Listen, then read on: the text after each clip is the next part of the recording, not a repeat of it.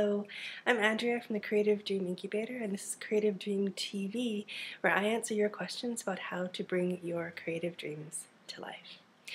This week, I'm answering the question from a woman who is doing yoga and art workshops. Yay, that's really awesome. She's doing them for free in her community, and she wants to kind of play a bigger game and bring them online and start to do paid workshops or have a paid yoga and art community, and just wanted to know if I had any thoughts on that. And of course I do. That is exactly how I started my workshops. I was doing creativity and spirituality workshops. I started for free and then did them for very inexpensively. I did live workshops for several years before moving into the internet. For me, it feels like learning how to swim in a pool or a pond or something before leaping into the ocean.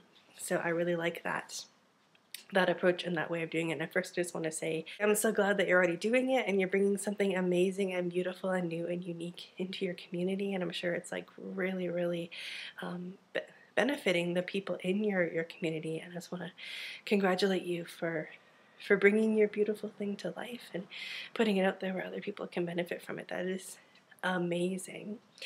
And I want to back up a little bit for people who have an idea of something that they want to do and aren't doing it yet, and to say that's a really awesome way to start.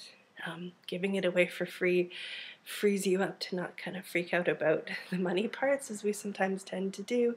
It gives you freedom and space to explore and to try new things, and most of all, to develop your mastery. I think it's really important that you give your creative dream the respect that it deserves by getting whatever training and experience you need to develop your mastery. When it comes to transitioning from doing your thing for free in your community to doing your thing for paid online, there are things you need to know. There's a lot of technical stuff that you have to figure out, or else find someone that you really like and trust and hire them to do it for you. But there's a lot of decisions to be made. You also have to learn about growing an audience online and increasing your visibility. There's a lot of stuff to learn, and I'm going to put some links in the blog post to some free resources that I like for helping get started with all of that. The most important thing, though, is that this is about the inner journey of becoming the you who does this new thing. So if, and I'm sure you know from having gone from not doing your workshops at all, and then to doing them for free, you had to become the you who's putting yourself out there in that way and presenting yourself as this teacher, and then sharing this beautiful thing that you made. Right, this really unique for you. It's a combination of yoga and art, but for everyone, whatever you do, it's like putting your unique thing out into the world. It requires courage.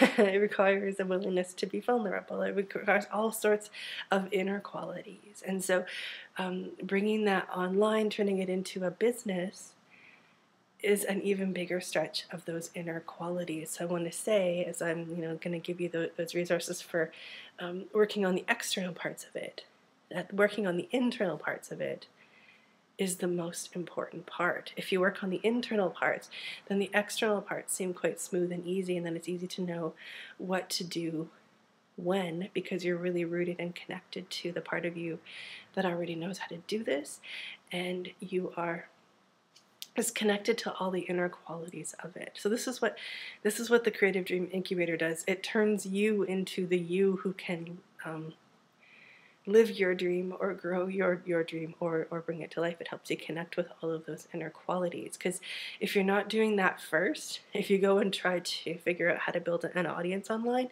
you're going to follow what other people say, follow their whatever 8-step program to a gazillion followers, and it's not going to work the way that they say it will.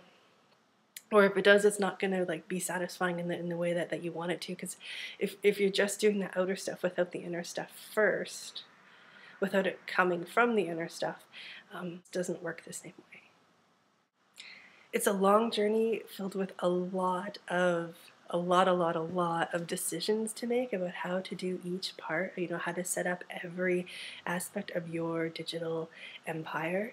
And the more you really connect in with yourself, connect in with your intuition, your creativity, what I call your creative magic, the more you're rooted in all of that, the easier those decisions are and the smoother the path is. So I want to really, really encourage you to think about going within first as the way to grow on the outside.